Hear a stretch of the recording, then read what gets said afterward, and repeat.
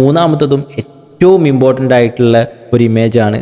ഇതിൽ 2 ആളുകളെ നിങ്ങൾക്ക് കാണാൻ പറ്റും. ഒരാൾ പറയുന്നുണ്ട് താഴെ കാണുന്ന നമ്പർ എന്താണ്, 9 ആണ്, മറ്റേ ആൾ പറയുന്നുണ്ട് 6 ആണ് എന്നുള്ളത്. അപ്പം ഇതിൻ്റെ ഒരു ക്യാപ്ഷനായിട്ട് അതിൽ കൊടുക്കുന്നത് എന്താണ്, നമ്മൾ റൈറ്റ് ആണ് എന്നത് നമ്മുടെ മുന്നിൽ നിൽക്കുന്ന ആൾ റോങ് ആണ് എന്നുള്ളൊരു മീനിങ് അവിടെ വരുന്നില്ല. ഓക്കെ, ഞാൻ ശരിയാണ് എന്നുള്ളത് നിങ്ങൾ തെറ്റാണ് എന്ന് പറയുന്നില്ല. ഓക്കെ, എൻ്റെ ശരി നിങ്ങളുടെ തെറ്റ് ആവണം എന്നില്ല.